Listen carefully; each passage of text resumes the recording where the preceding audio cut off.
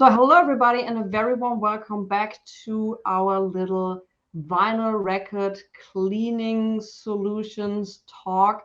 I did a talk with Paul Rigby the other week about record cleaning and I got a ton of mails and questions about it. And so I thought I'm doing a second part with it. And I also during that live stream, some people requested, hey, it would be so great if Steve from Perfect Vinyl would be joining us and answer some questions. And I also have Paul with me here on board, who is also very experienced in record cleaning from a collector's point of view. And we will have little discussions about this. I collected all your questions. We are trying to answer them all as best as we can and see how it goes from there. So thanks, guys, for joining us. Thank you. Thanks for having us. So the first thing I got, because I got an email about this whole record cleaning fuss and everything, is that somebody wrote, well, why should I clean my record? I absolutely see no use in it. If I buy new records, they look clean, I play them, I have no issues. And also with old records I buy from secondhand stores, if they look clean or if they're a little dusty, I use a brush and I have no issues. Why all this fuss about record cleaning? So the core question there is, do I truly need to clean my records? And even though I run a record cleaning service, I would say no. As a matter of fact, many people shouldn't clean their records. And the reason for that is there's a lot of record cleaning methods today that actually will do more harm than good to your records over time. So you should clean your records if you want to achieve a few things: improve sound quality, lower surface noise, and extended longevity of the record. But to do that, you need to dedicate yourself, even as a home cleaner, you need to dedicate yourself to a process to ensure that no downsides or there's no negative unintended consequences of your record cleaning process.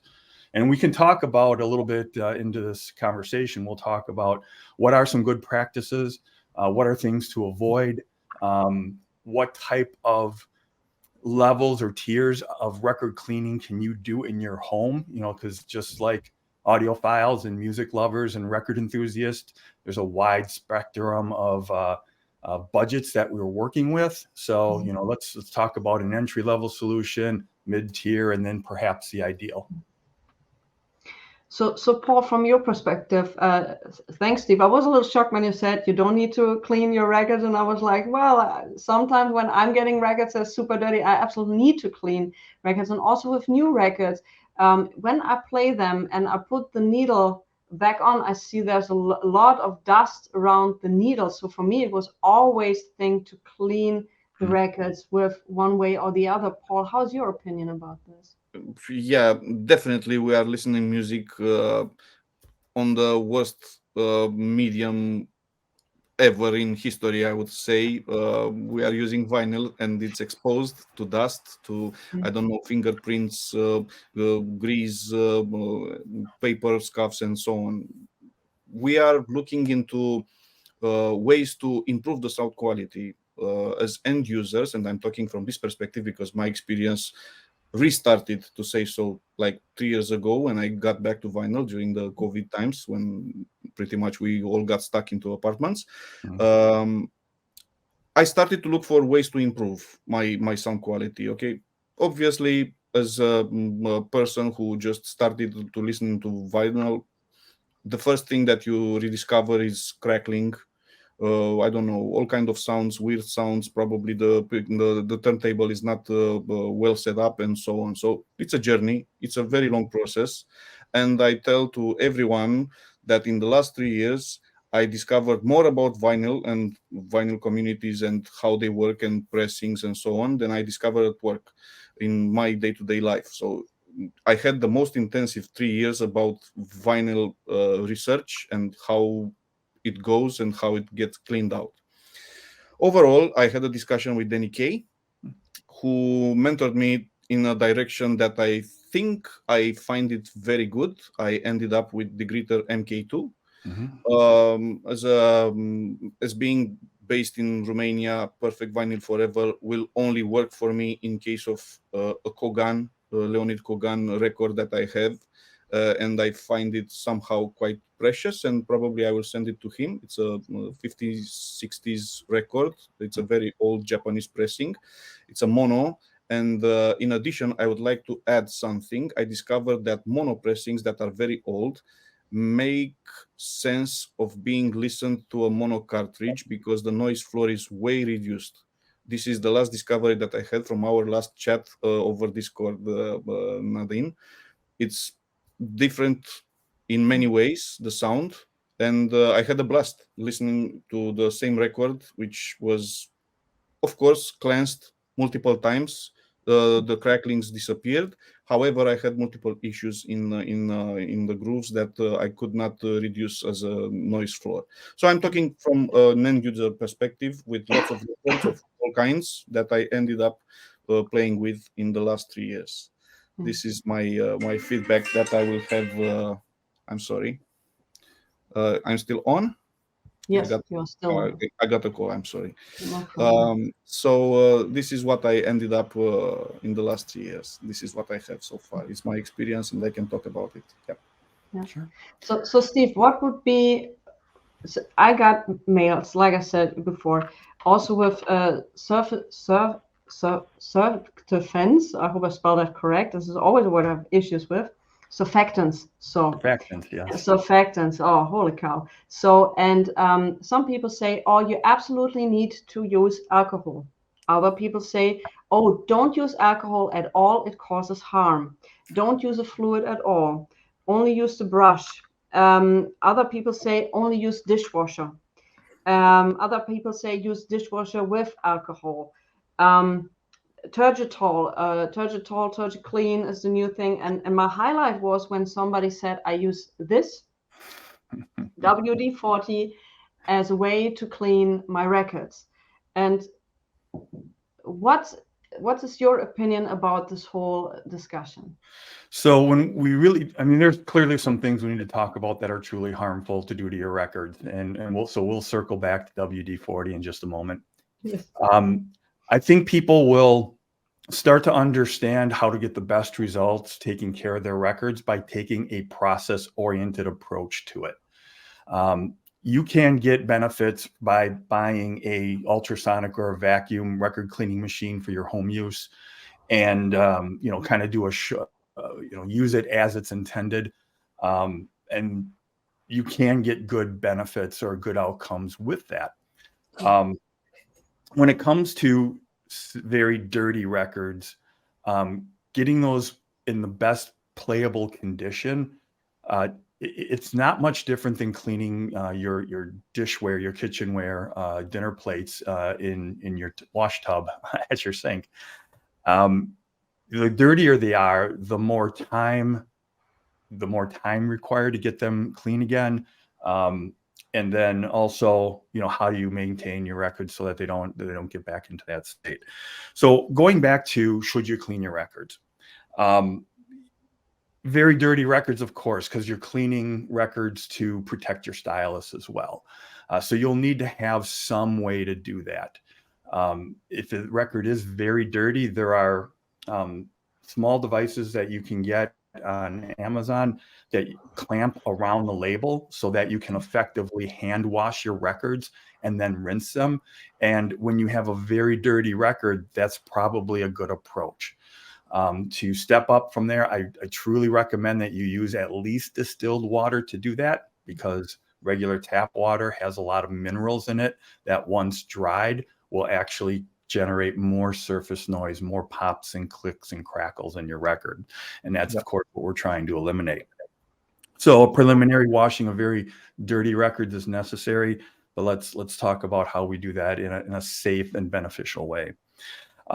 For new records, the very first thing you should do is, if you don't already, invest in a carbon fiber bristled brush and use this before every play.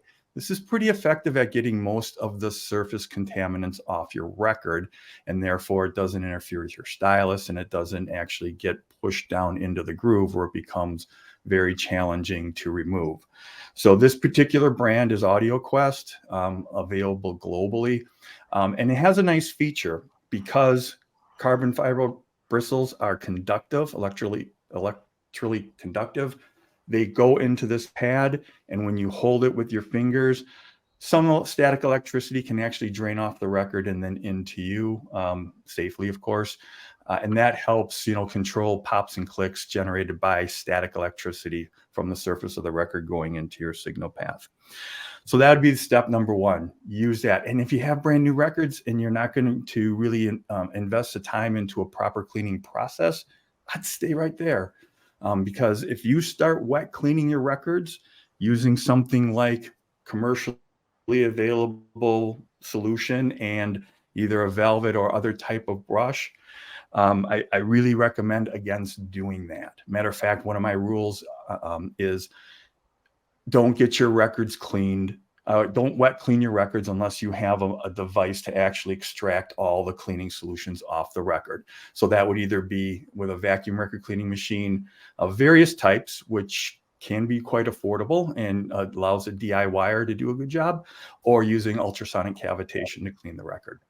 Okay, one question is, you say that because I can't get 100% sure that I get the liquid off the record without a vacuum or like ultrasonic cleaning who has air busting over this record. But some people say I use a microfiber cloth. I'm doing each side and then it also is dry. So from your experience, this is not working. Well, I think that's fine. It's probably similar to the results you'll get with a carbon fiber brush. A microfiber towel is quite not. Matter of fact, I have several right here. They're non-abrasive generally if they're clean, and that can help sweep up some surface contaminants or surface stuff off the record. But a microfiber cloth is not going to get into the groove and lift up any of the dust inside of the groove. But for that matter, neither does this little brush, and neither does this velvet brush either. The structure of a groove is, I think it's about 30 microns on the top and about 5 microns in size going down below.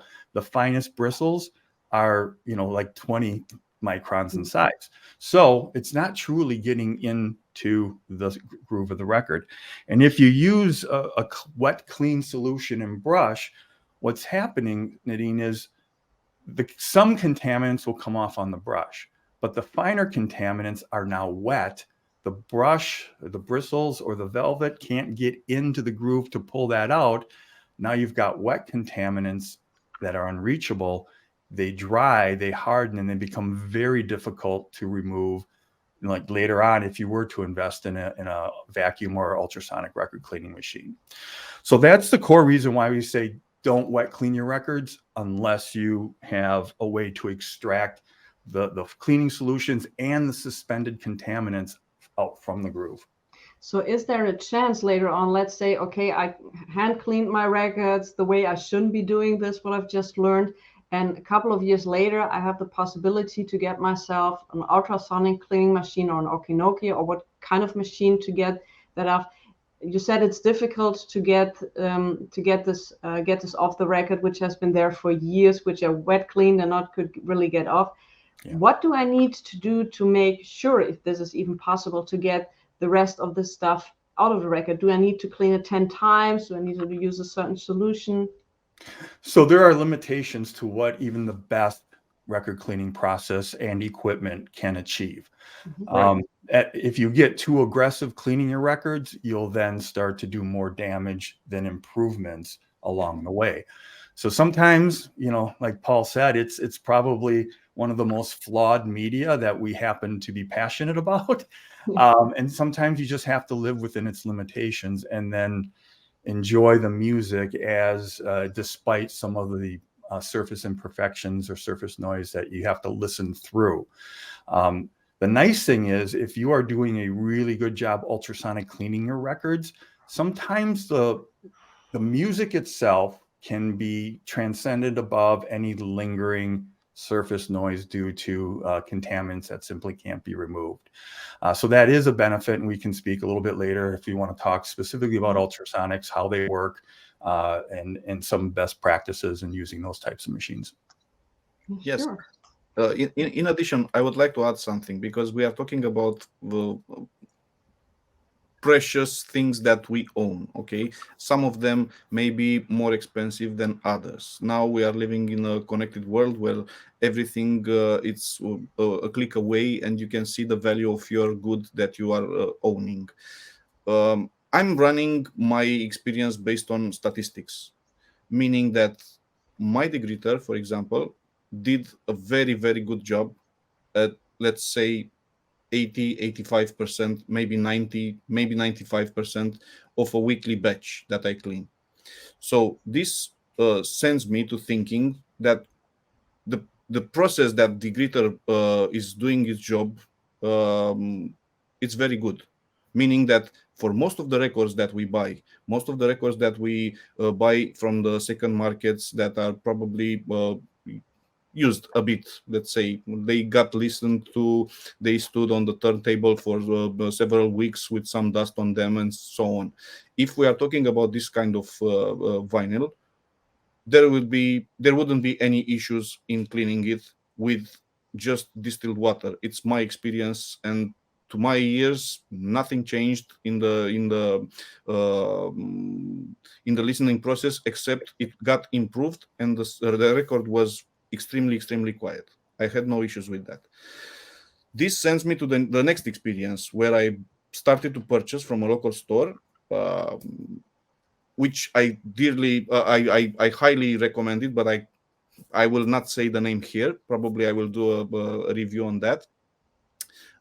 They import Japanese records on a large scale, meaning tens of thousands of records on a monthly basis. Okay, they get their records from different kind of places where they got stored for many years, even 40, 50 years. So we are talking about extremely old records that either got cleansed with not cleansed, treated with anti fungi solutions, sprays, and things like that to avoid molding.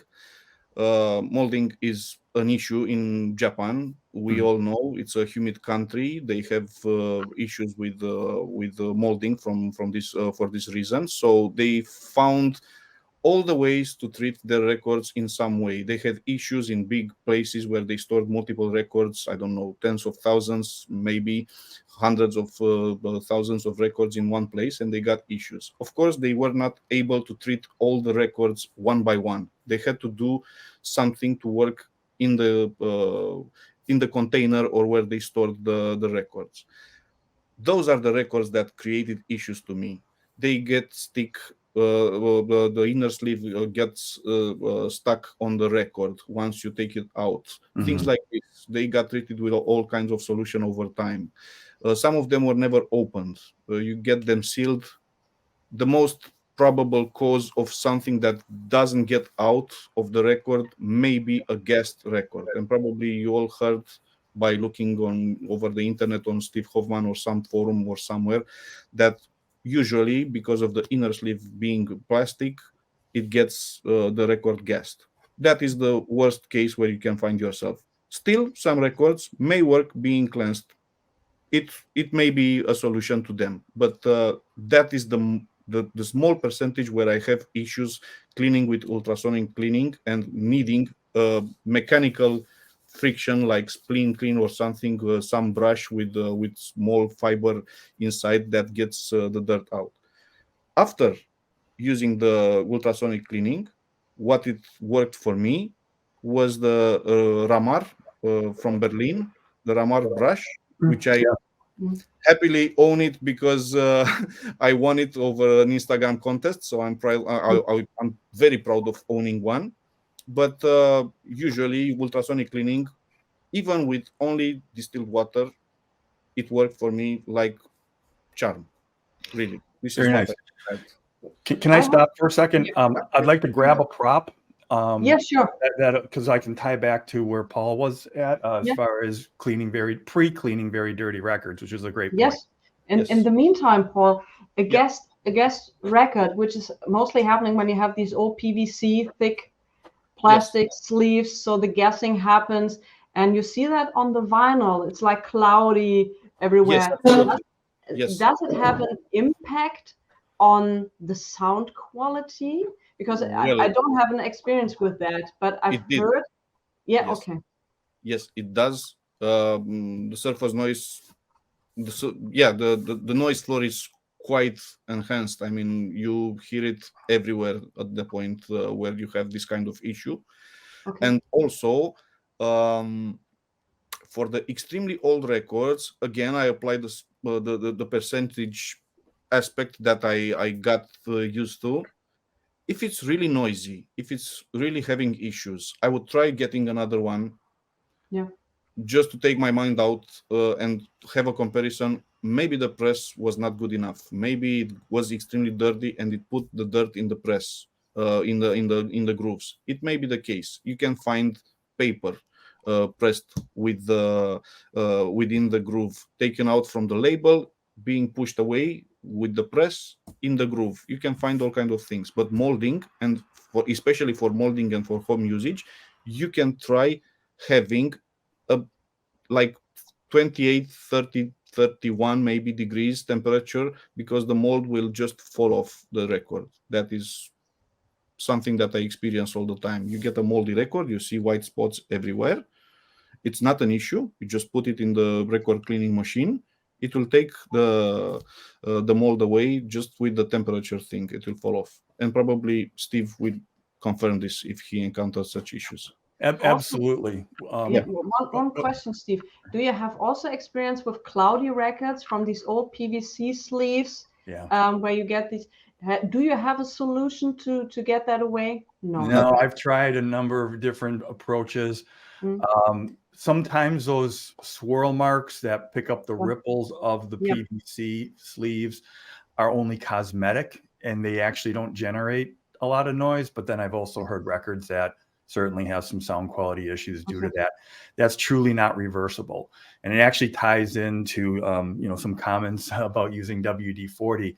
What happens is when a PVC sleeve, which has a high degree of plasticizers in it, more than a record, was used back in the day, they didn't realize that over time it would continue to off-gas these vapors that are actually a solvent for vinyl. So these off gases, when they contact the vinyl, they make permanent marks that simply can't be reversed.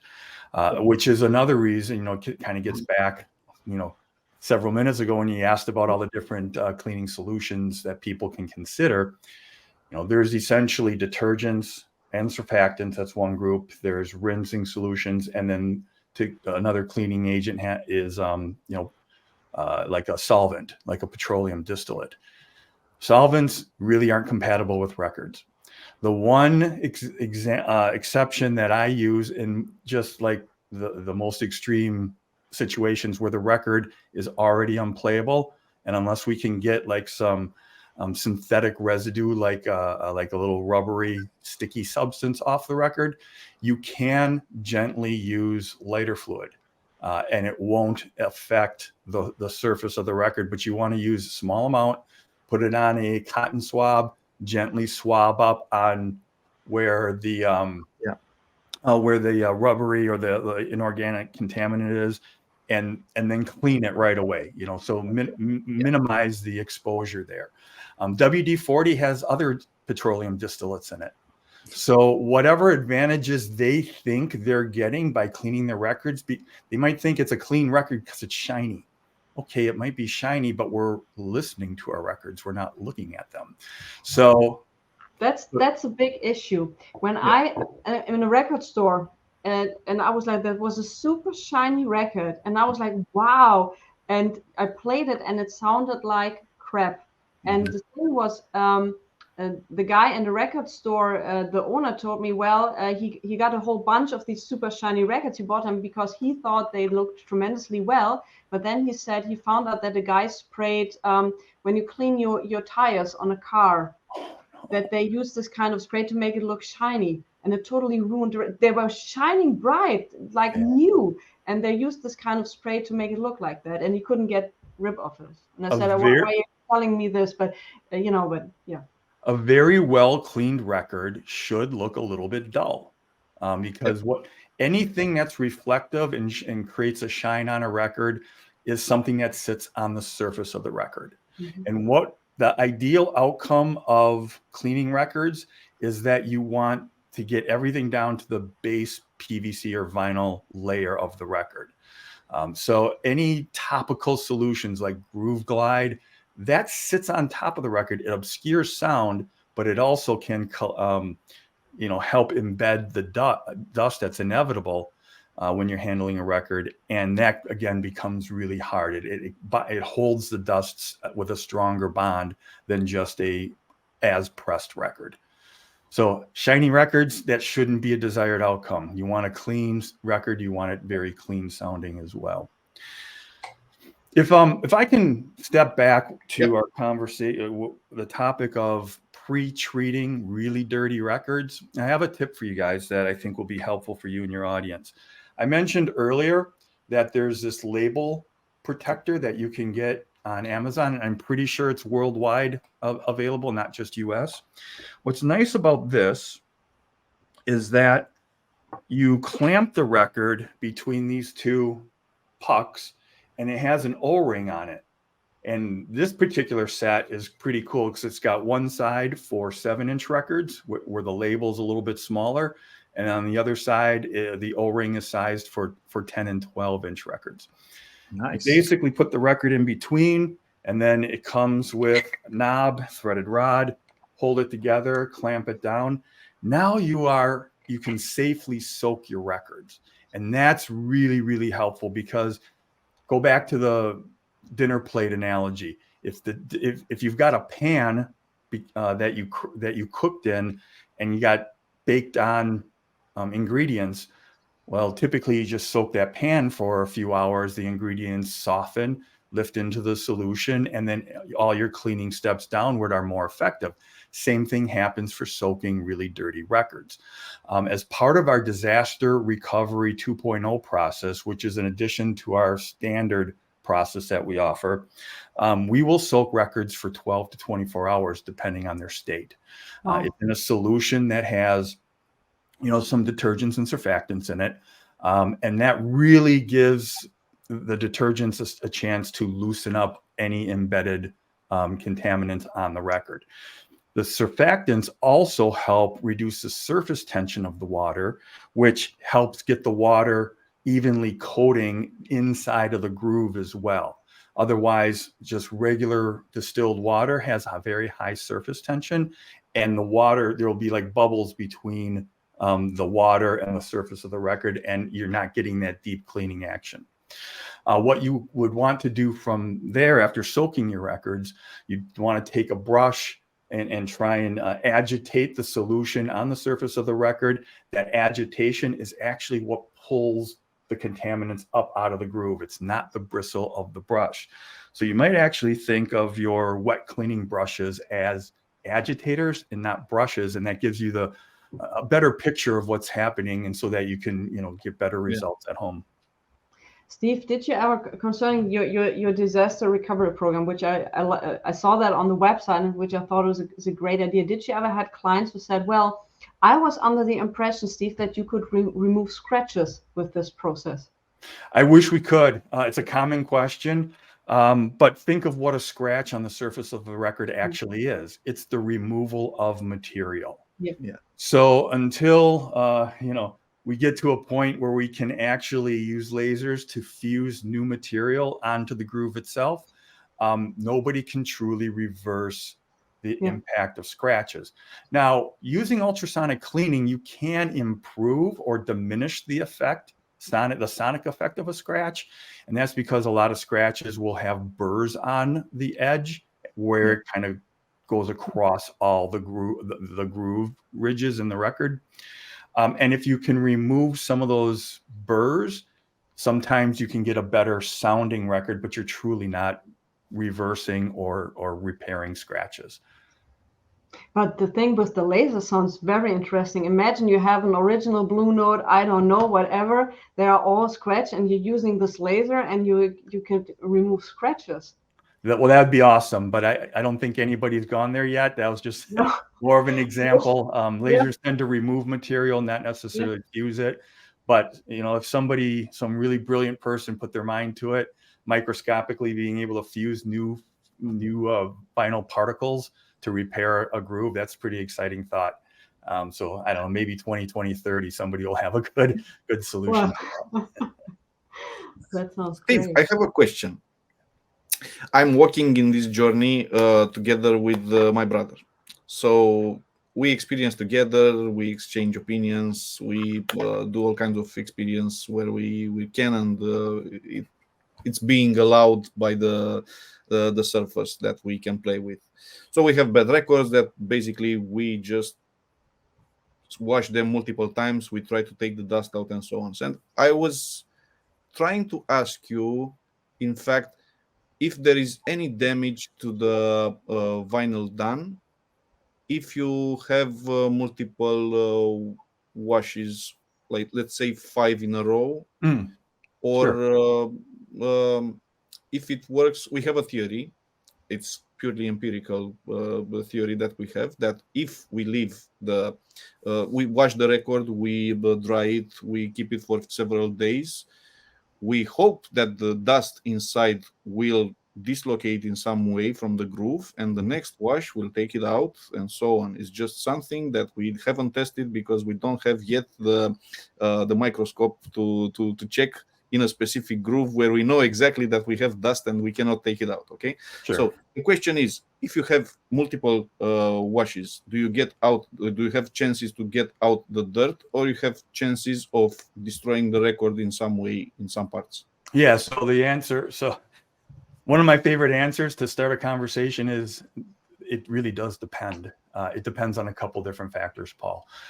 If your process leaves your records truly residue free, then there's very little harm in washing them multiple times over, whether you're trying to achieve a better sonic quality or whether you're trying to remove contaminants.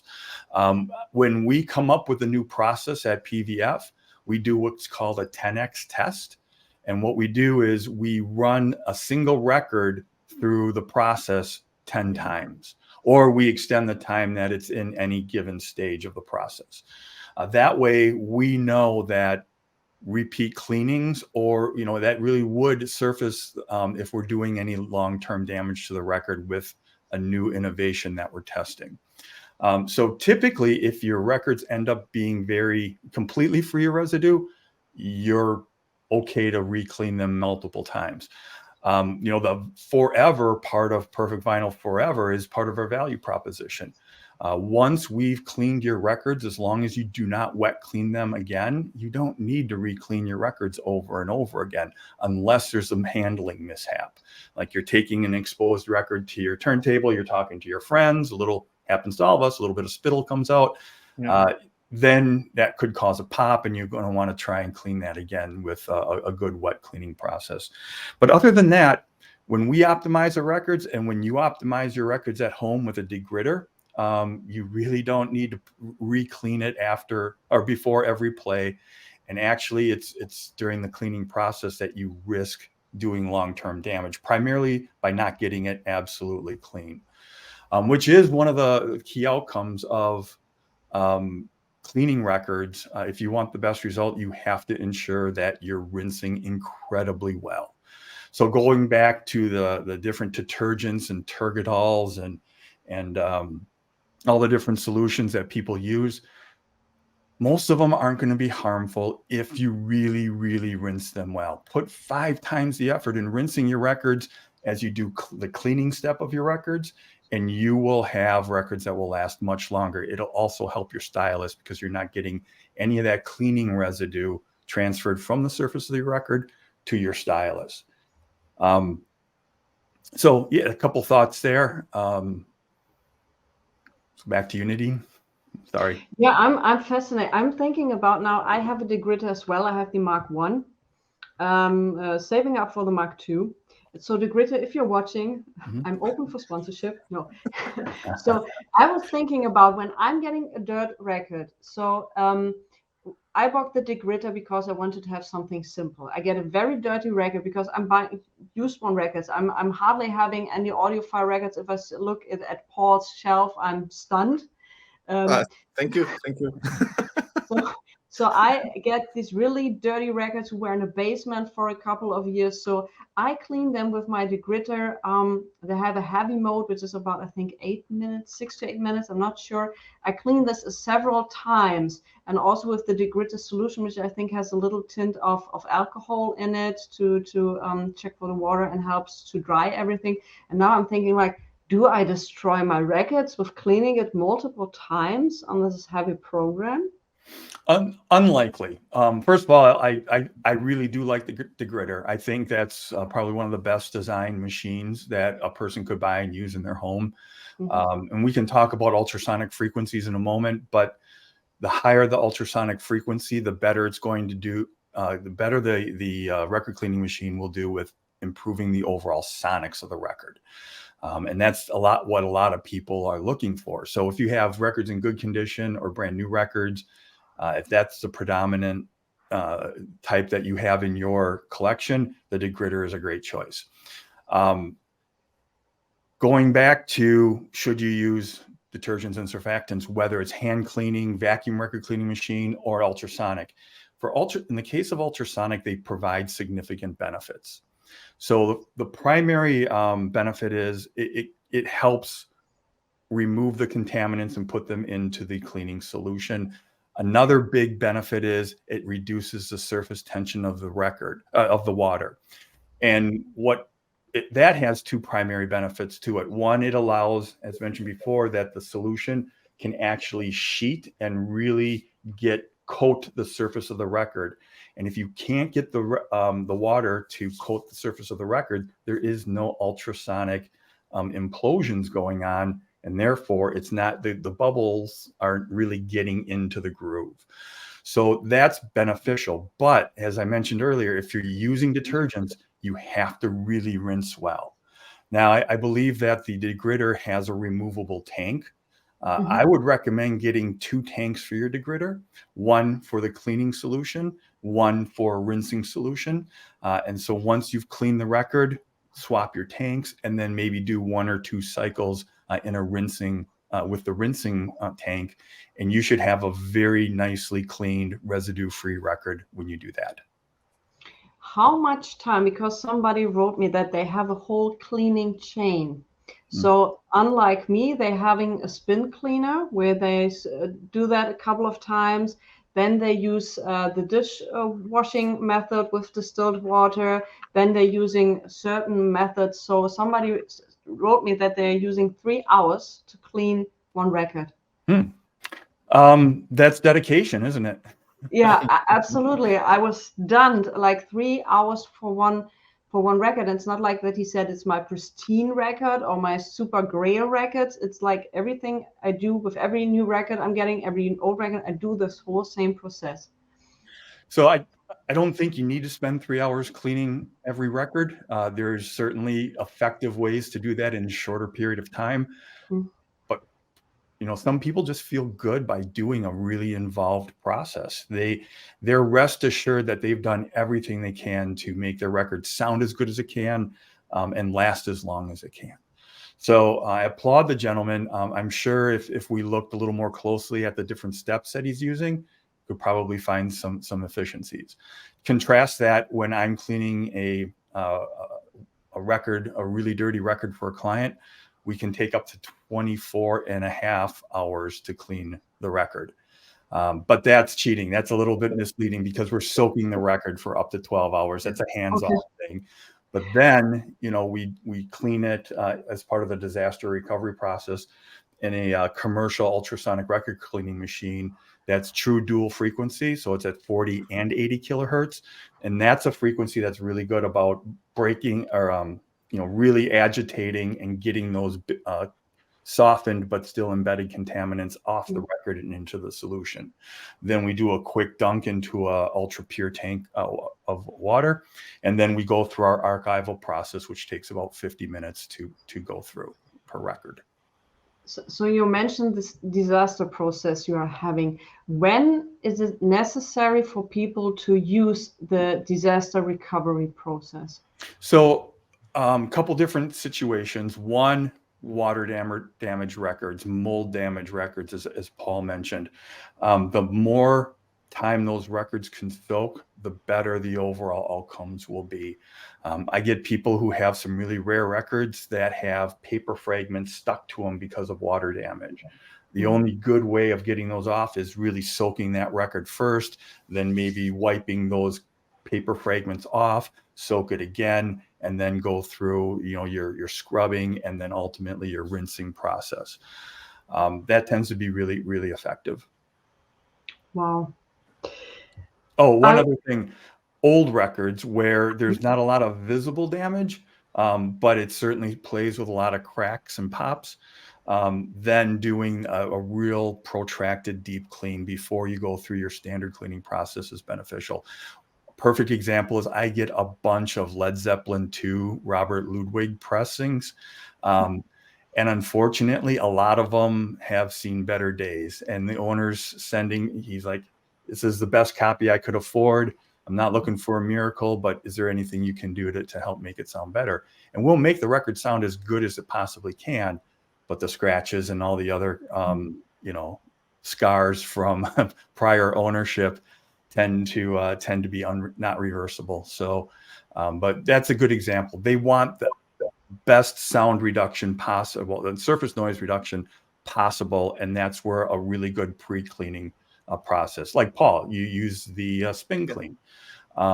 Same thing. I also recommend even if you have a ultrasonic record cleaning machine, you could consider getting a vacuum record cleaning machine, because that makes pre-cleaning really dirty records a whole lot easier, and it's really effective of softening and then extracting all those suspended contaminants. Yes. So let's talk about somebody with a budget. Okay. So, you have the degritter is, I think, $3,000 now. And so getting a vacuum cleaner, I know the Okinoki, for example, who's with vacuum, was my first professional cleaning machine. So this is very cost intensive. Is there a way to get at least decent results on budget? Absolutely. I come from a do-it-yourself background when it comes to modifying, improving vintage stereo equipment, and this turns out to be I need a record cleaning machine for my own use, and it kind of got a little out of hand, let's say. And I completely respect that people want the best results without having, several hundred, even thousands of dollars to invest. You can find more do-it-yourself solutions out there. All this equipment, fairly costly equipment, helps make your process more efficient and brings a little bit better results, but there's a lot you can do yourself. So these clamps that I talked about, they are roughly $50 US. Available on Amazon, so that's a pretty nominal investment.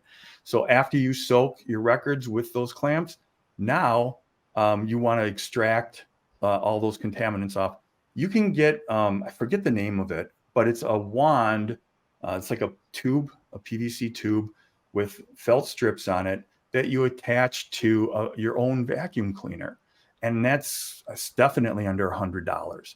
And that is a good, even though it's manually intensive and time intensive, that is a good way to get into better care for your records.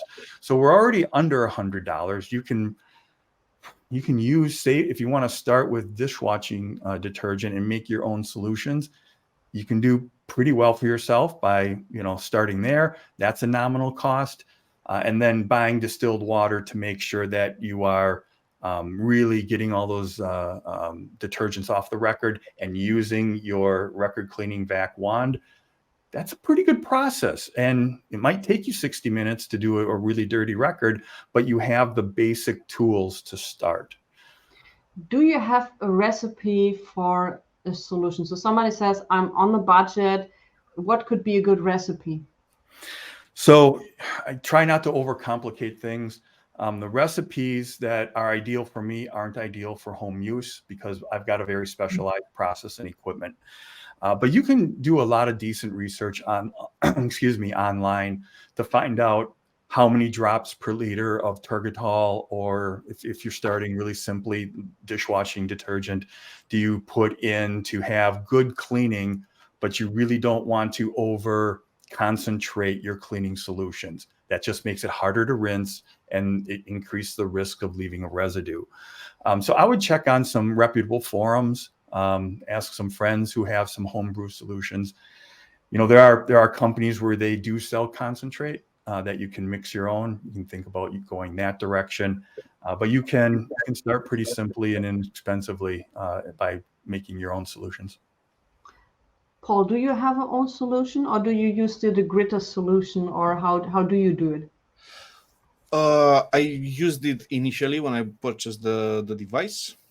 Then I stopped using it because there were some rumors on the Degritter group on Facebook that the Degritter solution may be susceptible for not being too careful with the surface of the record, and maybe it's advisable not to be used. So and I you said, tell me now, after 5 years of using the gritter, no, you tell me now. No, it was a rumor spread on Facebook Okay. Degritter group, Yeah. based on someone's experience, but there was no real issue with it. And then I got back to using it. Initially, I stopped using it because it was making too much foam, and I did not understand exactly if it's good or bad. So obviously, I had to adapt by using this tool, which is okay. It's for lazy people. It's automated. It does the work, but still, you need to get acquainted very well with it and see exactly how it behaves. There were also, and this is just for purely non-technical people that don't have the gritter. Sometimes you don't hear the sprays of the bubbles injecting bubbles into record. I experienced only once this kind of issue. I checked online and I got scared because everyone was saying, okay, your product is not working well, send it to the gritter and so on. It wasn't the case. I had many other experiences where everything worked just fine, so I had to skip this part.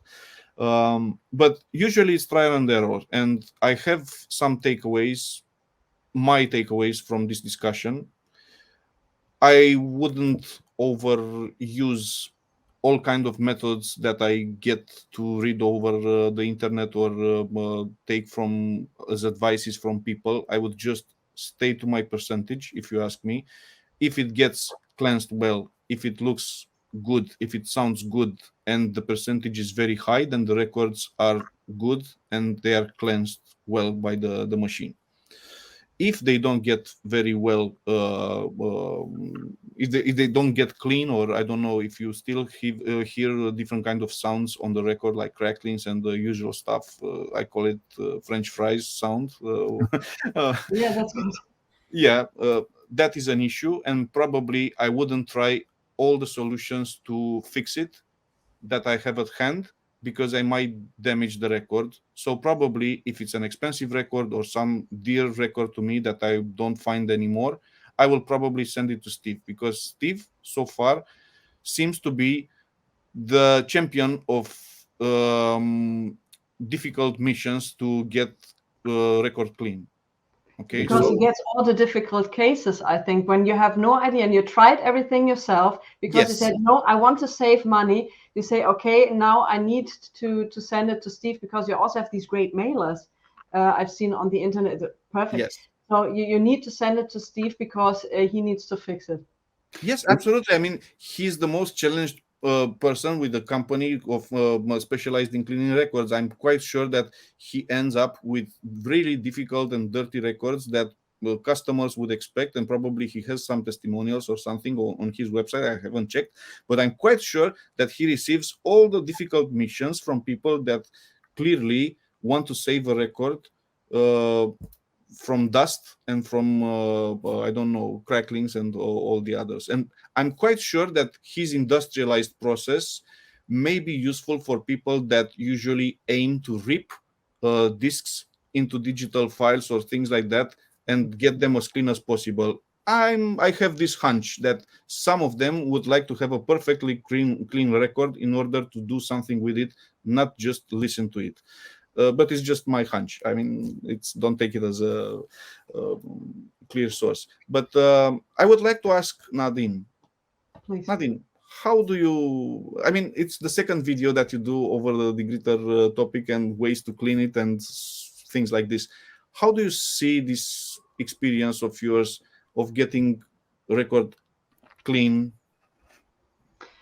So the most important thing for me was to save the record, because I'm always looking for sometimes very rare records, and for me it's important to get them clean, to not damage them further, because I've also read that if you play a dirty record, and sometimes it can be very heated, and if you are unlucky, something can melt within the vinyl. I don't know if this is true.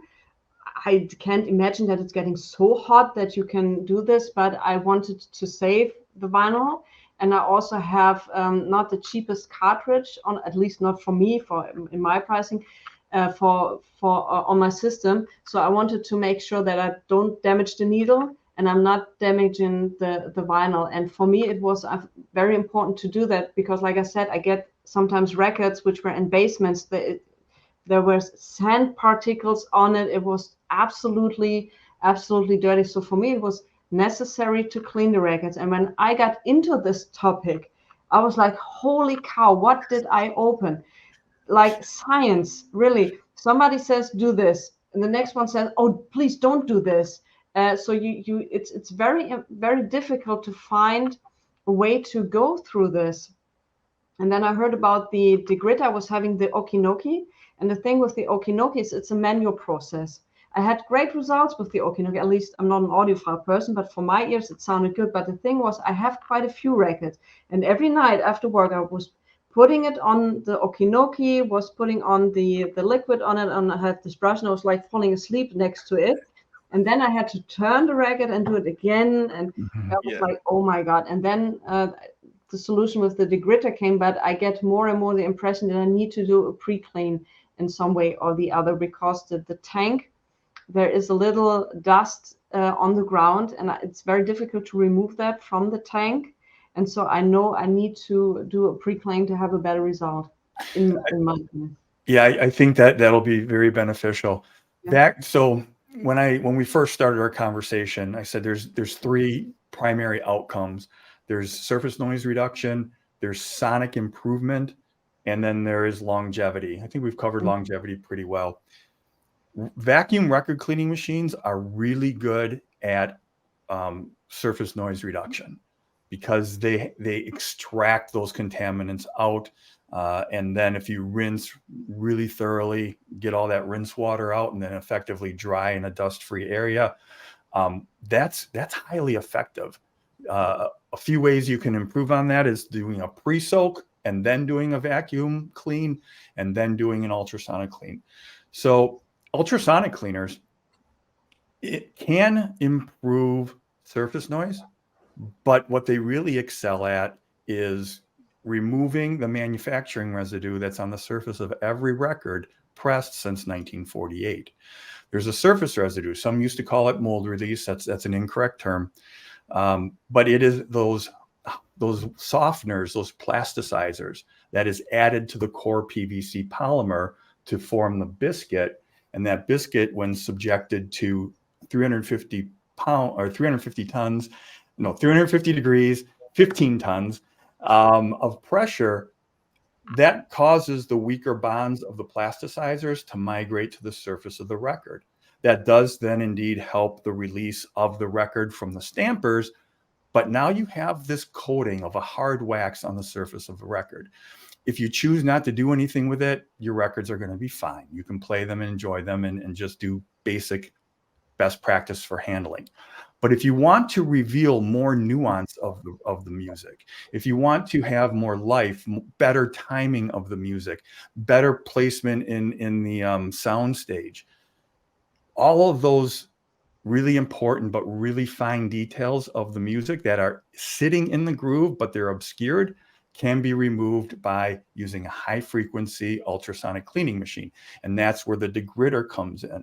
Lower frequency ultrasonic cleaning machines, they're good at more that contaminant removal process, but because the implosions are not happening on the side wall of the groove, they're not as effective at really improving the sonic qualities and getting more details out of your record. So each frequency does bring different benefits, but if you're pre-cleaning with a vacuum record cleaning machine, you're getting most of those low frequency ultrasonic cleaning benefits, and then you get the sound optimization on your high frequency ultrasonic cleaning machine. For example, like the Humming Guru, I think has a frequency from around 40 kilohertz. I'm not sure. And the Gritter is having 120 kilohertz. Correct. I'm not sure about the Humming Guru. So Humming Guru, the Kale Audio, a very high-end machine, uses 40 kilohertz. The Kermis record cleaning machine uses 35. Most of those. And I'm not sure what the ADSE Audio Desk system used for their frequency. I'm pretty sure it was 40. People started building ultrasonic record cleaning machines using 40 kilohertz transducers and generators because that was the most readily available frequency. And it does bring benefits. It's just different benefits from the higher frequency. Then Humming Guru the degritter came around, uses 120. And that is, brings different benefits than the lower frequency machines. We leverage all the frequencies for their specific purpose.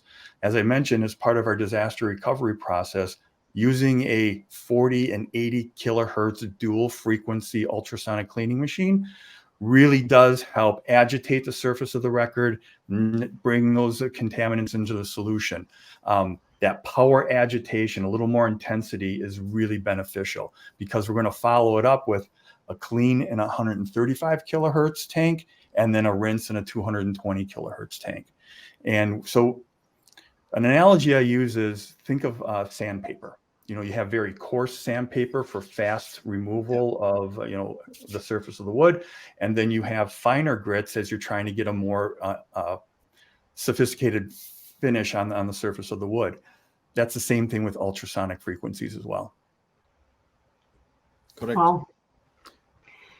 So a little different from this topic is also what I got a ton of emails about is record flattening. Yep. So people said, if you don't flat the records. If you are flattening the records, you're totally ruined the records. Use a weight, and if it's not working with the weight, throw it away. So this was at least the main voice from the messages that it's got. As I do have an ORB flattener, and I use it in the light segment, so in the easiest segment to work with it. And I, at least from my ears, didn't have an issue in sound quality. But what are your guys' experience with record flattening? Do you have experience? Of course, Steve, you have because you offer the service. Paul, what about you? My brother had the opportunity to test the most manually based activity to flatten the record. Put it between two glass pieces, put it in the oven, set up the temperature, get the record flat. Of course, we didn't risk of doing this with expensive records or rare records, we just played. It got flat. The sound wasn't great, I can tell you that, and it improved as he improved his temperature, constant temperature, sticking to a specific temperature to get it flat and to not affect the grooves and so on. But this is the worst of the worst case where you can sit by flattening a record. The orb is a great tool to flatten the records. Also using, but depending on the turntable that you have, using a ring and not flatten the record, just put the ring around the platter and it will Oh, okay. really help. But for that, you need to check exactly what is the platter, the platter weight, additional weight that you can put on, and so on. It's the mass of the platter and so on. You need to study a bit to see if it's compatible with the ring. There are some rings. Clear Audio, it's making its own rings for their turntables. There are also some other solutions, very good solutions, I would say. So it's also that, but the flattening of the record may get you good results. However, I wouldn't count on the record anymore from the perspective of high-end quality, anything that you can expect from that record once you flattened it. Okay, it's just my opinion. I mean, I would not consider that as a totally collectible item in terms of sound quality, because I But don't know exactly what happens in the group. okay, now you're going into a record show, you find your holy grail. It's a used record. How can, and you sit there and say, oh, it sounds amazing. How can you not know that it has been flattened before? How can you Definitely, judge this? definitely, you cannot do that, especially by eyes or glasses or magnifying glass or something. You cannot tell if Yeah. it's done. Because I think you shouldn't do that in an oven, because in an oven you don't have a constant temperature. You open the door sometimes, you look at it, so you don't have a constant temperature, and then you don't get the results you should get. So Yes, there is one thing that needs to be added here. Not all the records from all years, all generations of records are from the same materials, and that may end you up in a place where you try to flatten a record that simply doesn't get flat because of the vinyl that is being used. The store owner where I'm buying my Japanese presses from told me that over the years, many recipes of vinyls or I don't know solutions were applied over the records. Some of them are thicker, some of them are thinner. We know 120 grams, 150, 180, 140, 200, 210 if they did not weight it very well the record and so on. So yeah, so depending on the record height or height, I would say, texture, material being used, you get it flat or not. For OGs, as we call them, chances are for you to get them straight and flattened very easily, because they are usually how much? 120, 140, maybe. So grams. I'm talking in grams here. So that may be helpful with the orb, because it will flatten very, very easily. so So, Steve, your for, take. Do sure. I ruin my records for flattening them? What's my favorite phrase of the day? It depends. Yes. So let's talk about some factors, what best practices for flattening records. And this could be a whole other conversation, Nadine. So I'll kind of hit the highlights. And then if we wanted to reconnect and talk specifically about record Absolutely. flattening, I'd be happy to do so. So I have 4 orb record flattening machines. I've been flattening records for, well, since, let's see, we're in business 6 years, probably at least 4 years. We've been offering our flattening service. Just like cleaning records, the better equipment that you have, the better results you're likely to have. And a lot of the do-it-yourself approaches to flattening records should only be tried if it's a last resort, meaning the record's not playable or enjoyable due to the fact that it's got warps in it. The orb record flattener, and I think the Furu Tex, which I think were made by Orb back in the day, operate differently than home approaches or lower cost solutions. They only heat the center and the rim of the record. And during the 4-hour cycle it takes to slowly heat up the record to a predetermined temperature and then slowly let it cool down, the heat goes from the center and the edge inward, but we're not directly heating the grooved surface at all. And I think that brings a degree of safety that other DIY solutions or lower cost solutions may not address. Most of our records have what's called a groove guard, meaning there's a lip at the rim of the record that is higher than the grooved surface of the record. And then same thing with the center of the record. So when you have a record in your orb flattener, you're not even touching the grooves. You're touching the rim and the center only.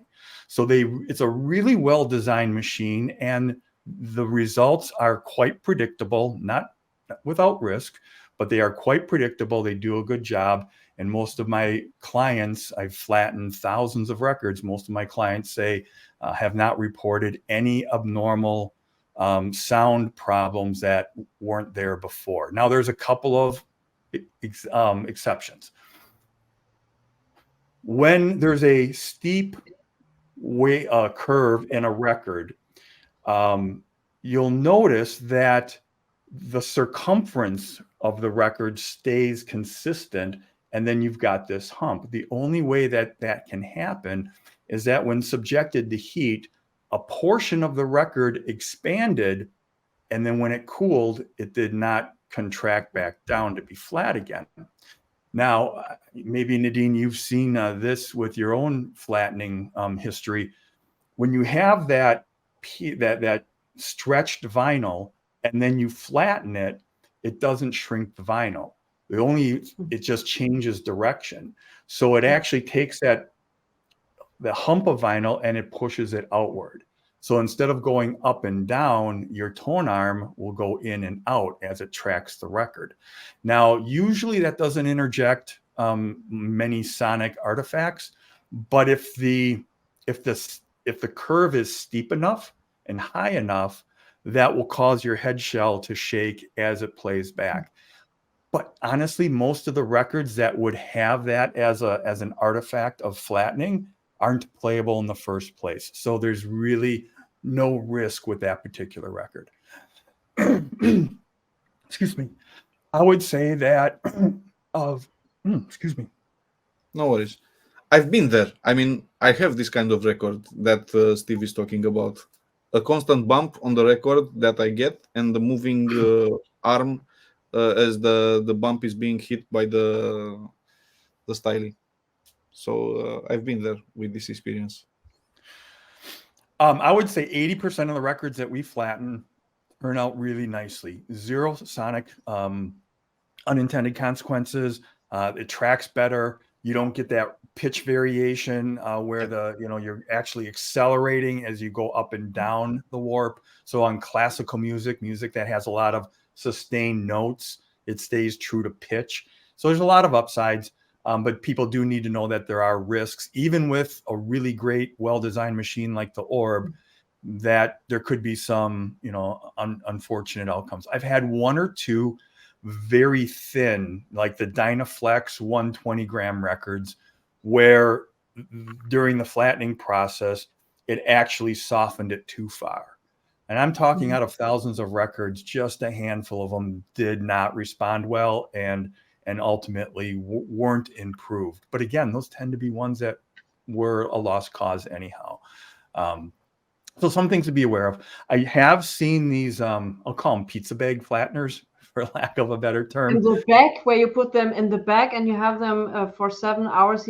I've seen results from this, and I was like, oh, wow. In a positive way, Nadine? Not in a positive way. Not in a positive way. Like you could really tell it was warped, but it wasn't so bad anymore. But it was kind of the results were like, instead of buying such a thing, I would say find a service like yours where you can send in these 10, 20 records issues you have and get them flattened professionally instead of using this kind of things. Some people say they have great results with it, but from what I've seen, a friend of mine bought this thing in the back. The results went so good, not in my opinion. I think anytime you're heating the entire record uniformly, you increase the risk of unfavorable results. Yep. So if anybody is interested in experimenting with DIY approach or using lower cost solutions, I mean, The orbs are expensive. They're $1,500 US. I'm not sure what they cost in the EU, but that's a heavy lift for people who just want flat records. And I'll tell you, I'm seeing more and more brand new pressings come through warped. It's really frustrating. I splurged last year and I bought the Riverside Recordings, the analog production, Bill Evans Riverside Recording box set, 22 albums or records in the box set across 11 albums. All but a few of them were warped. And this was a really expensive box set. It was almost $1,000 US. And I've had several other clients who've had to ship me their entire box set as part of one of their orders. And they're adding, another $20 to have them cleaned and flattened to the already significant purchase price. But, it's one of those limitations, like Paul said, we love an imperfect medium. And it's just one of those things we've got to manage the best that we can. Make sure you're storing your records well. What's best practice for storage records? We'll just look behind Nadine and Paul. Well organized, of course, is helpful, but standing upright, not too crowded. Don't pack them in there. Make sure they have a little bit of room, and make sure that when you're pulling them in and out of your shelves, that you're not struggling to get them out, because that just increases your chance of a handling mishap. Yep. Wow. Steve, what was the worst case of record saving you ever got? So this is one of my favorite stories. And it was early in PVF's existence. Guy contacted me. He had some records that he and his brother owned together as a kid. And unfortunately, his brother, who was very close, was killed in a motorcycle accident. And there was some tension between the widow and the family and everything. But finally, the widow said, "You can have my husband's records." And he gave them back to his brother. And he said, "Look, these look pretty bad. Just do whatever you can. They have an enormous sentimental value." So I get them, and near and dear to my heart, because when I was a very young, grade school or 6, 7, 8-year-old, my first favorite band was Kiss. I mean, how could you not? Some of the most exciting, imagery associated with some, fairly basic rock and roll music. But, you're young, you get excited, you like it. Most of these are Kiss albums, some Alice Cooper albums, and they were not in good shape. They weren't stored well. There was mold issues, a lot of surface contaminants. But because of the backstory and because, I remember being a kid listening to the exact same albums, I really went all out on these, and I was able to get every single one of them playable again. Now, they weren't, still had a lot of what we call Rice Krispies, snap, crackle, and pop. But you know what? It was so important not to go out and spend $7 to get a replacement copy on Discogs, but the very records that they had as they were air guitaring and air drumming to those records as kids, he needed those to be able to be played, and we were able to deliver. So that's one of my, more heartwarming jobs that we received. And that was really nice to be able to reconnect him with, unfortunately, his deceased brother. Right. Another question, sort of flattening again, which comes to my mind is now, if I get a flattened record, is this now a decrease in value? I don't think so. I mean, how can a record that is flattened and runs true on the surface of the platter of the turntable, how is that less valuable than a record that has visible and potentially, sound altering properties during playback? As long as the record's flattened properly, as long as there's no unintended outcomes of the flattening process, I can't see how a flattened record is not anything but more valuable than a warped record. Exactly. I have the issues. I hate to buy a lot of the records from the 70s, and sometimes I get them offered sealed. And I hate to buy sealed records because most of the time when they were sealed for 40, 50 years, they are very likely warped. But they are very precious records. So in my opinion, is instead of putting on a weight, and sometimes the warp you can't handle this with the weight So I go and flatten them, so I play them. Even that's the thing. So always buying sealed records, also old sealed records. It's not always such a great deal. So that's my experience. Absolutely. That's for vintage records. We run into that all the time.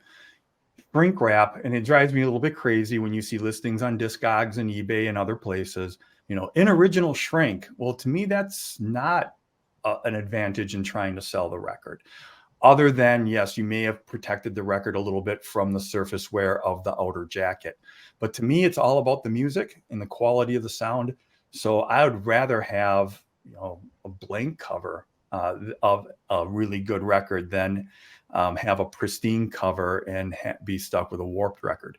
Shrink wrap does one thing very, very well. It shrinks when exposed to heat. But once the heat's removed, shrink wrap will continue to shrink over time. And that's why when you look at a 20-year-old record still in shrink wrap, look at the edge and you can see it's starting to shrink so far that it's buckling the cover, and eventually it will put bending stresses on the record itself. The good news is they're typically not severe warps, so they might be a nice mild dish warp. And if there is an edge warp, it tends to be pretty gradual. So the likelihood of flattening them and getting success with an orb flattener is high. So they can be corrected. But people, please remove the shrink wrap from your records. Use a good quality outer sleeve. They're not expensive. And it does everything that original shrink wrap advertised records would do, and you don't have any of the downsides. Correct. Yeah, I was offered a record in shrink wrap, and I said, "Oh, great!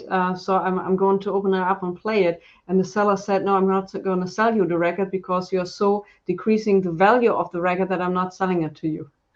What value is there in a record that's not heard? I know I have a unique position. I'm more of an audiophile than a record collector.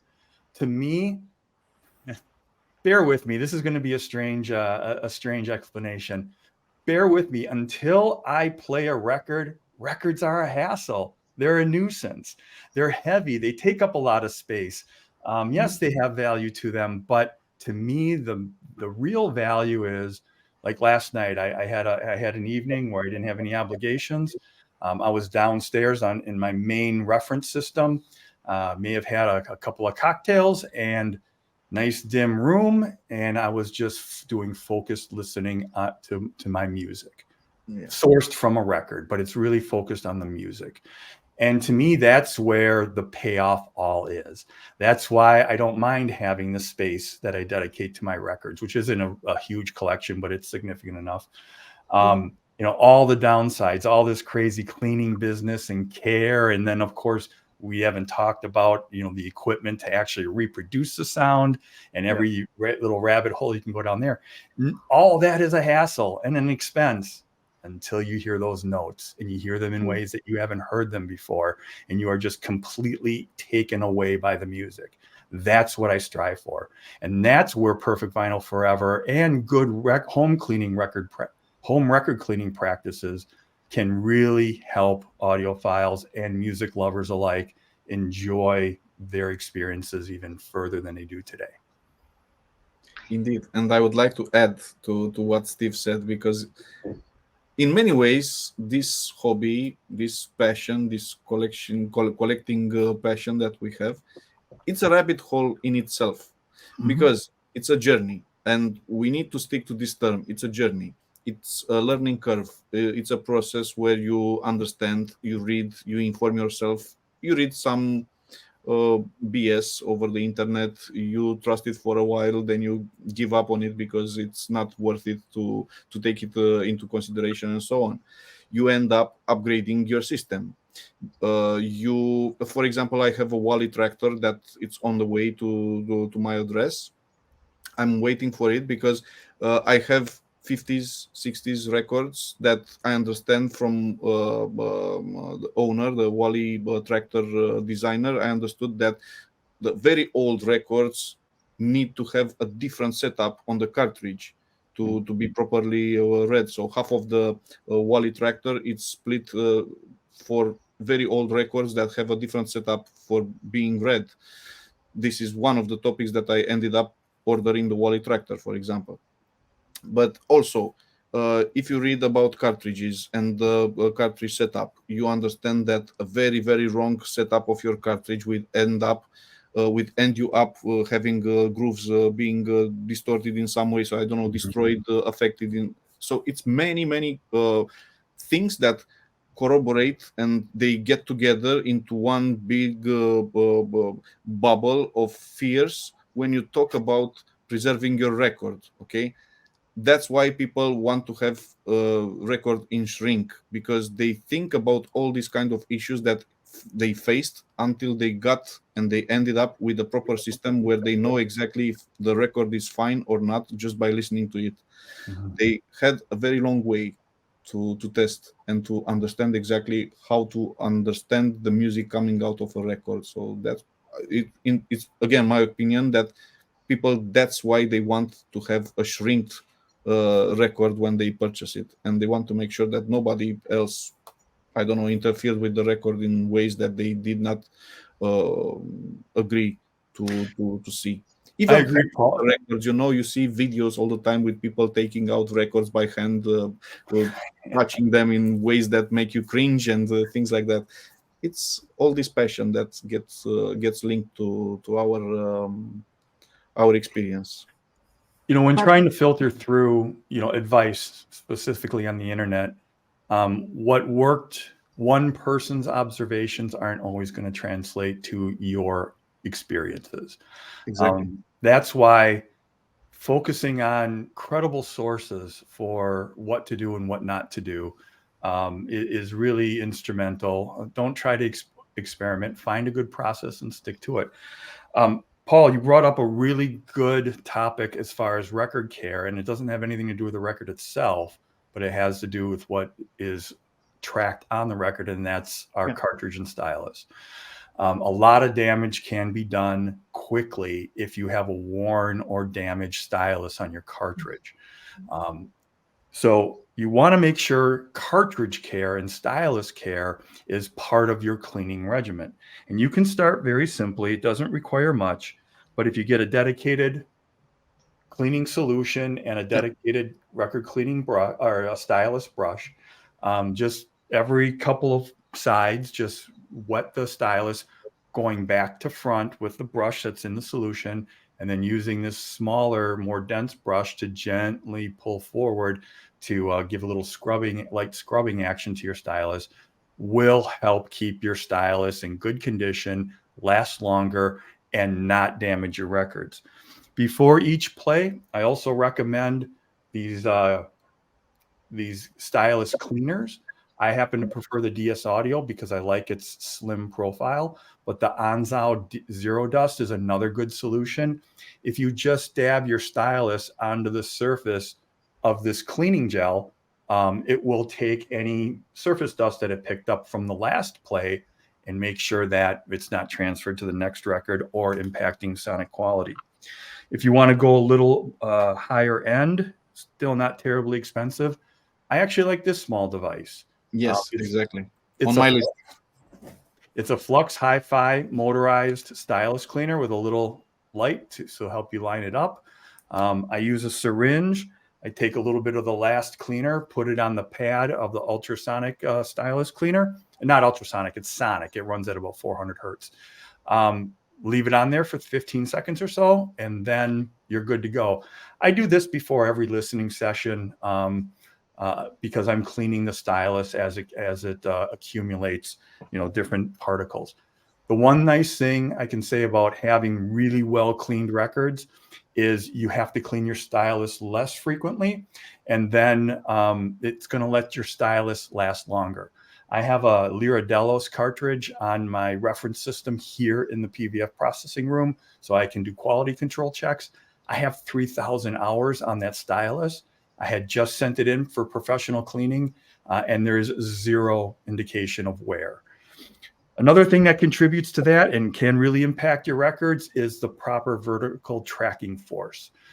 So you'll want to understand how to adjust your tone arm so that the amount of weight that presses on the cartridge and the stylus is correct for that particular cartridge. And it varies based on, if it's a vintage cartridge, new in the manufacturer. You can easily get these digital scales. I really like the one I got with my AMG turntable because it does have this offset spot where you actually measure your stylus weight. And that has two benefits. One, when this is on the platter, this becomes very close to the surface of the record. So you can dial it in just a little more precisely. But it's also nice with moving coil cartridges because if you're using a traditional digital gauge and you put a moving coil cartridge on it, the magnetism in the cartridge can throw off the weight measurement by a little bit. It's not significant. It still work, but I just like that little extra precision when I'm setting my vertical tracking force. And other than that, making sure, kind of going back to Paul's statement, he's getting an alignment protractor, making sure that your cartridge is properly aligned, both the vertical tracking angle and the azimuth. That's going to pay huge benefits in extending the life of your records, over time. So it's really good practice to pay as much attention to that as you do for the care and handling of the records themselves. I have a question about the Onzo. As far as I know, there's a channel on YouTube which is called Vinyl Attack, I think. There was some, I wouldn't say controversy about the Onzo, but I think there was some problems with from this is a kind of fluid gale thing. So if you put the stylus on it and it got some residue from this material which was on the Onzo on the needle from the cartridge. So just like record cleaning, stylus care is not a one-step process for the most effective results. Would have been too easy, Steve. It would have been. I thought with Mighty Gritter, I have the perfect solution. I put it in, I clean it a few times, I play it. Now I have to consider a pre-cleaning process, 2 tanks, another brush, and cleaning fluid for my cartridge. So yes, it's a journey. People start. You're already starting from a very good position, Nadine. I'm sure your records are really well cared for today, and it's just how far do you want to take it? Some people are going to become way too obsessive over their equipment or their records to never actually enjoy the music, and I don't think that should be the goal. Find something that's suitable for you with your budget and the ability to commit time to it, and then be okay with that. And then if you get in a position where you want to see what the next step or the next level and the benefits that it could bring, well, then add, a nice degritter. Or if you haven't got a vacuum record cleaning machine yet, try that out and see where it takes you. But also, be happy achieving a plateau as well. And just trust your process and enjoy listening. Absolutely. I'm quite sure that everyone who purchases different kind of objects related to vinyl collecting, it's also looking at the gains that he gets from buying that object, either if it's for, I don't know, a tool for calibrating the arm or whatever, vinyl cleaning machine, different kind of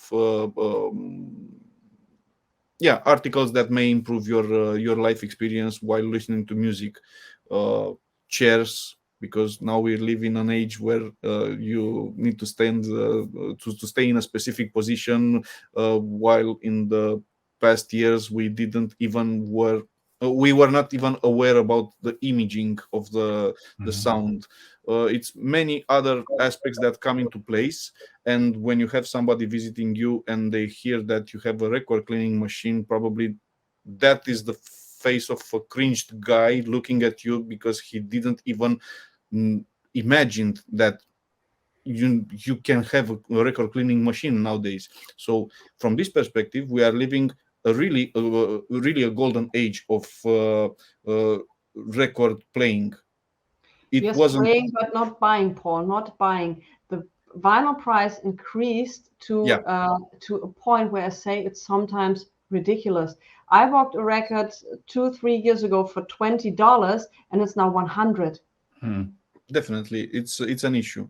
But this is how internet works. This is how I'm working in IT. I'm a delivery manager in consulting area for a company. So I watch each and every day how things get viralized, spiralized in some way, and you end up with an enormous price, a gigantic price, even for services in IT area. So you get these kind of things all the time, because we are living in an interconnected world where everyone wants to have something at the click of a button, eventually delivered in 3 days. Not even 3 days anymore, because we need to wait. Now we know that after COVID passed, delivery services are more and more difficult to achieve this kind of quick delivery. So in this perspective, I would say that we were never so much better than we are now. I mean, we are in the pinnacle of clean records, cleaning solutions, and we are listening to 50 years old vinyl sometimes. Okay, it wasn't the case for us to listen 2 years record in 1980 or 1990 if we were that late in buying CDs. But we are living better from this perspective in listening to vinyl records, I would say. So we shouldn't be that afraid of destroying records just by using a spring clean or I don't know, ultrasonic cleaning machine or things like this. Even substances, I'm quite sure that they will not dissolve the record in one shot. It's just a journey, and we need to get acquainted with. There really are no detergents or surfactants that you would typically use to clean records that will destroy the record itself. I think that's overblown. I think that's inaccurate. And I think that's largely propagated by people who have a solution where they really can't use any type of detergent or surfactant in their process. You know, some machines, ultrasonic record cleaning machines, you just can't use that. You can use detergents and surfactants with all vacuum record cleaning machines. But it really boils down to, you have to get all those cleaning agents off so that it doesn't get into the groove and start to accumulate more grit and grime, and then it becomes very difficult to remove. So best practices for a degritter: if you're not going to rinse, then only use distilled water to clean your records, because you won't have downsides for using the detergent. If you want to get better results and are willing to either find a different way to rinse your records or get two of their tanks, then have one tank with some cleaning detergents and use as little as possible to get the best effect. Too concentrated is going to just make it more difficult to rinse. And then swap your tanks and clean your records. And you want to rinse right after you clean, because the more that cleaning agent can dry on the record, the harder it is to really effectively rinse it. So make sure you don't clean a bunch of records, clean 16 records, have them sitting aside, swap tanks, and then rinse. You want to go back and forth. Again, a little more effort, a little more expense, but you'll have, noticeably better outcomes by doing so. I have two things to add, and maybe Steve may offer us an explanation. So recently, Nadine showed me a video from a guy that, he works for a store, he cleans records, he has his experience, and he mentioned something that I found it interesting, but I don't know, it makes sense in a way, but I hardly see it happening. He's mentioning, and this is maybe getting viralized now because in the VC, because people see that and maybe they have a second look and a second thought about it. Okay, so I'm mentioning it. He mentions that if you have a bubble stuck in the record, that may get the record have a local explosion and pop up the bubble while you are running the ultrasonic cleaning process. Out of nearly 100,000 records that we've cleaned for clients, I've never come across anything like that. I do know what he's referring to, because if you look at some records, you can see some pimples or some bumps Yep. But the implosion intensity of ultrasonic record cleaning, cavitation, is not so great that it's going to be able to break a barrier of the film of vinyl. Vinyl is a tough material. I know we idealize our records and we want to take the best care of them, but it actually is a tough material. So to think that a implosion from even like a 35 or 40 kilohertz ultrasonic cavitation process is going to remove the vinyl that covers the bubble, I would say that's a 1 in a million chance, to put a number to it. So I think that's overblown and more theoretical than practical advice. He went even further. He was mentioning that actually, if I understood correctly, and correct me if I'm wrong, Nadine, he was saying something like, okay, the ultrasonic wave will make somehow the bubble spin inside the record and pop out from the record, which I find it, I don't know, it's sci-fi to me, but it really doesn't make sense if this is what he was mentioning there. Correct, Nadine? I understood it correctly. He said ultrasonic cleaning could destroy a record, if I understood it correctly. Yeah. So okay, maybe we got, yeah. It can in some extreme cases. So if you have poor quality ultrasonic generating equipment, and if you're not rotating your records through the ultrasonic bath, you can get what's called cavitational burn on the surface of the record. You can see this if you put, like if you're cleaning metal parts in a low frequency, like a 40 kilohertz machine, if you put it and it's static, you'll see little pinholes develop on the surface of the metal. So if you don't have good ultrasonics and if you don't have a good process where it rotates, then you can get some standing waves and you can get, little pin indentations in your record. Rest assured, all of the commercially available record cleaning machines spin at an effective rate, so you're not going to be subjected to that type of damage.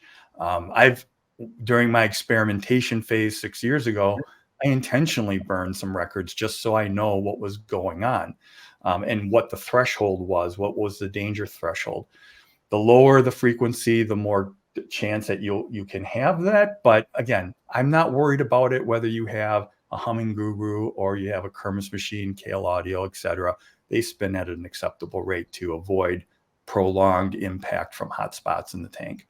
But the better designed tanks, the better designed electronics that drive the ultrasonic transducers, minimize and have greater diffusion and coverage in the tank. And the higher frequencies lessen that. So a degriter at 120 kilohertz, I think it'd be nearly impossible to have cavitation burn under those circumstances.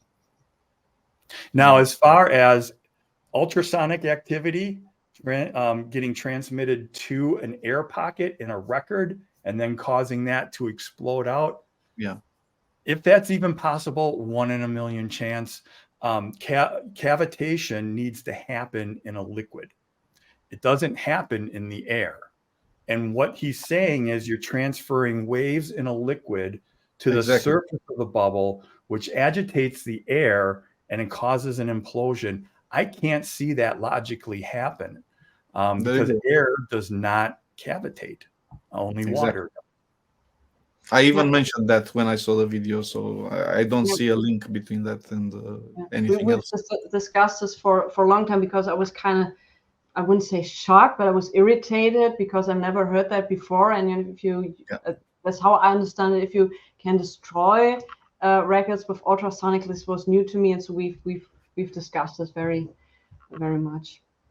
Yes, indeed, degrader and like any other machine will need to be, I don't know, overlooked from time to time and see if the machine still works from the rotation perspective, because that may end up you in a bad situation where you lose the record. And probably this is the takeaway, because Steve mentioned this, and probably I've seen this on some Kermis audio presentation on tracking angle from Michael Fremer, where he was talking about how it works. Again, he was showing an aluminium foil that gets bombarded by air, and so on. So that is a great tip, because probably we all look at the record when it's getting its rotations. Yeah. It's safe, so it's okay. Even at 120 kilohertz, let's say your record rotating mechanism stalls, malfunctions, and you have a record in a cleaning cycle, even at 120 kilohertz, I think the likelihood of it doing cavitational burn is very unlikely. Down at 40 kilohertz, it would have to be pretty extreme, but your risks go up. Talking about Hermes and his, disc, aluminum foil disc that he uses to show evidence of cavitation, at lower frequencies, it will dent and ultimately penetrate aluminum foil. Yes, that is proof that it's cavitating at 40 kilohertz. It's also proof of the potential risks that could happen to the record itself. He goes on to say he uses the same test at a higher frequency machine. It doesn't dimple the aluminum foil, and he says it's not cavitating. Well, I disagree. It is cavitating. You can get, they're very expensive. They're about $5,000 US. You can get a cavitation meter to ensure that you have a nicely distributed cavitational cloud in your tank. Look for hot spots, etc. There is cavitation still happening at 80, 120, 135, 220, etc. But it's so gentle that it's not causing the indentations in the aluminum. That does not evidence that there's lack of cavitation. That's just applying a test in the wrong environment. Yes. And again, a shout out to everyone who is technical enough in order to make a video. Anyone in the VC, if they can take a video within the degreater tank of what is happening, that would be greatly appreciated, and probably will take out many of the suspicions that are floating in the air or whatever. So if somebody can catch up an image of what is happening inside, maybe we will be talking less empirical about this magic toy that is covered with metal all around. Honestly, Paul, sorry, I understand your point. I think you'll be disappointed. There's nothing to see here. Exactly. There's nothing to witness. People, everybody, vinyl community, trust what you hear. Use your common sense and use your ears to be the ultimate determination of, is this improving my listening experience? Your ears are one of the most sensitive instruments or senses that you have on your body. It is incredibly sensitive to things like directionality, timing, phase, accuracy. You can easily tell reproduced sound from natural sound. Hi-fi, audiophile, that's all about getting reproduced sounds to be as natural as real sounds made directly from the instruments. We'll never get there, but each incremental step is so much fun when you hear those outcomes during your listening sessions. So trust your ear. I've had clients who use my process and I send them back and they said, I'm really not hearing a big difference. That's okay. Then you probably don't need, other than just to maintain your records, you don't need to optimize them for sound. If you don't hear it, you don't hear it. The majority do, based by the ratio of repeat orders that we get. There's hundreds of thousands of testimonials online about people who do have a record cleaning process. They are hearing the benefits. They're able to articulate the changes in the sound.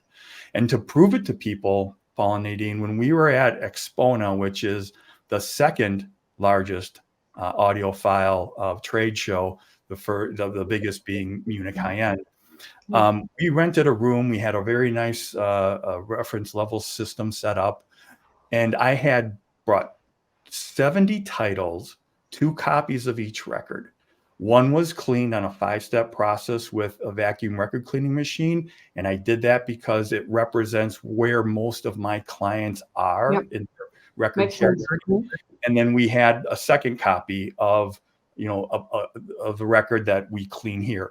I ordered the records at the same time. They likely came sequentially out of, the crate. They probably came off the press sequentially. So it's about as close as apples to apples comparison as you can get.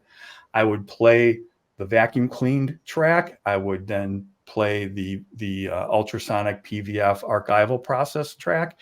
and people could hear in near real time the differences. And almost everybody could articulate, wow, this is different here, this is improved there.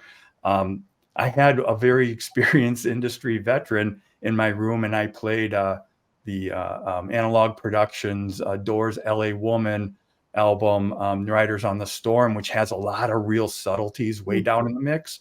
He's like, it sounded like a different drum kit from the first playing to the second playing. And then people then focus on the details. Ultimately, you want to get past like the sonic differences and just absorb, how is that music affecting me differently? Am I getting closer to the artist's intent? Am I experiencing that in the studio experience?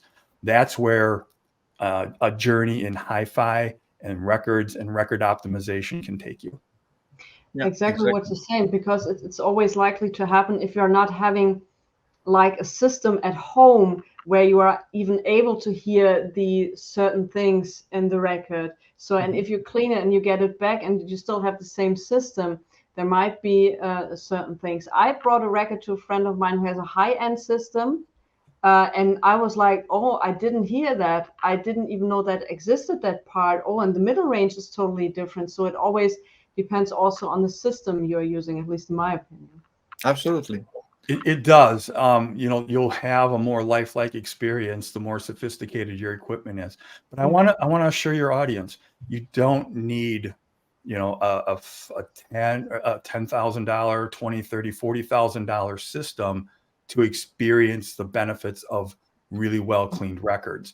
I contend that if you have like an entry level audiophile grade turntable, something in the range of about $1,000 US for the turntable and the cartridge, and you have a fairly decent phono stage, you can easily hear the differences between a previously uncleaned record and a newly cleaned record. And I'm talking above and beyond surface noise. I'm talking about that sonic optimization. That's like the next stage that you get with ultrasonic cleaning, degridders, etc.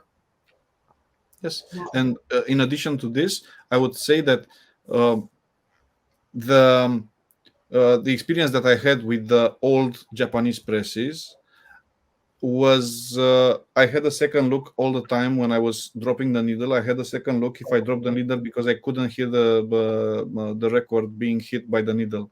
This is the first experience that I had after cleaning the records with the degritter. They get so quiet that you don't know if you are listening to a CD, of course, keeping the proportions because the CD may be, I don't know, limited in some way in frequencies and so on. Mm-hmm. However, the sound is improved, is vastly improved, and I'm mentioning Japanese records especially because of the quality of the vinyl that they had and the ways to treat it. If there was, I don't know, they had different kind of methods and different kind of surfaces that got treated in some ways. The so-called red records, the translucent one that are the initially UHQRs that they... JDC brought that up. Yes. So that is the first place where you can test if your record is properly cleaned. Because on the newer ones, I don't know, there may be a pressing issue. You can hear some whooshes on the record when, I don't know, different kind of stuff. But on the Japanese ones, I never have an issue if the record is cleansed well. So that is what I experienced, and I'm terribly happy with that. So, Paul, you brought up some of the variability that we encounter when we want to optimize a record, and you're 100% spot on. Vinyl formulation from 1948 to 2023 is very different for a number of reasons. They make advances, but then also some of the chemicals used early on are no longer available due to their downsides, you know, their environmental impact, for instance. Exactly. Health and safety reasons, as you know, everybody, the industry learns about what's acceptable and you know, outlaws things that are detrimental. That also, so we don't know what the base overall material is, not exactly, but then we can't truly identify what the contaminants are either. And that both of those things are examples of why a good process where different steps address the variability in the material that we're cleaning to get the best potential outcomes. That's why at PVF we have an 8-step process for our archival 3.2 service we're up to. And then, as mentioned, disaster recovery is a 3-step process, but it's leveraging time exposure to get its benefits. So it can be pretty tricky. But again, if we start tying this back to a logical process, if I do this, it's going to affect this. If I do this in this way at this point in the process, it's going to bring these benefits. The next step should counteract anything from the previous step, and then address potentially different issues.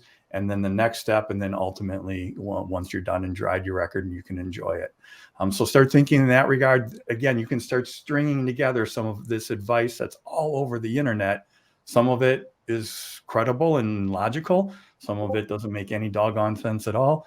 That's up to you to kind of connect the dots and figure out, what works for you. Definitely. Well, one thing that I would like to add, that I have certain records that definitely will hit your door quite soon, Steve, because I'm really curious. We kept talking even on Discord several months ago through Danny's channel. So I'm extremely curious if it gets how much. I don't know what is the improvement level. How better can I get for the difficult ones where you championed very well on these results? So sure. I'm going to do the impossible and try and quantify good sound. So yes. So bear, this is not exact numbers, but this is just an analogy. So if you are ultrasonic cleaning at home, let's start with vacuum. If you're cleaning your records with a good process using a vacuum record cleaning machine, I would say you're getting about 20% to ideal. Yep. And that would be in surface noise reduction. If you are only ultrasonic cleaning using distilled water and no detergents, I think that gets you to the 40% of ideal. Still good improvements, but there's a ways that you can go to get even better improvements. If you are cleaning and then effectively rinsing records or ultrasonic cleaning with detergents and surfactants, and then rinsing them very, very well, I think that gets you to maybe that 50-60% of ideal.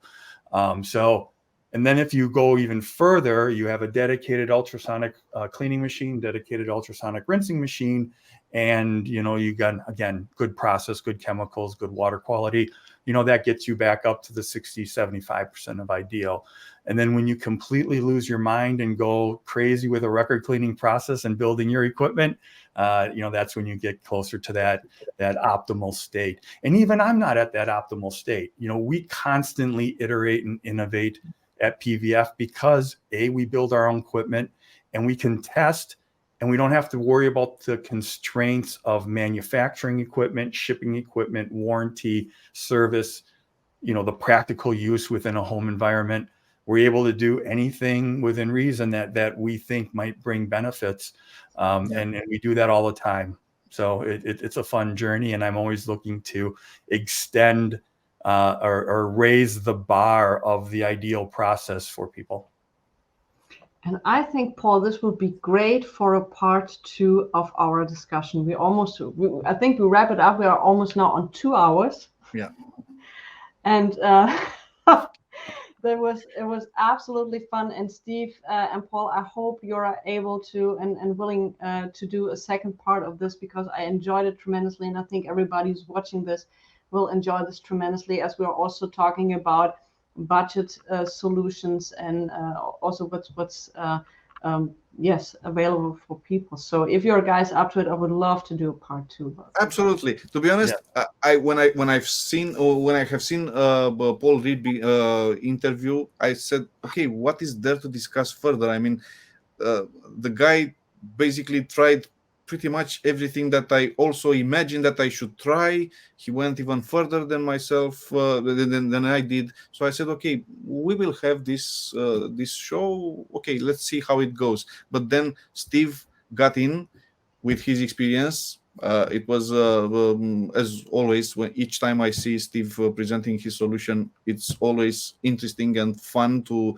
see that they imagine in their industrialized process things that we sometimes touch, but not all the time, and we don't get to experience because it's too difficult for us at home as being home users to experience this kind of process, and it's troublesome and I don't know, time wasting and so on. But I'm really glad, and I would have a second part anytime because definitely there are things to be discussed.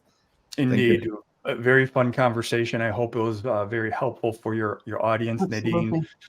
Thanks for having us on, and I absolutely look forward to the next time where we can get together and talk about all things records. Yeah. Okay. Thank you, everybody.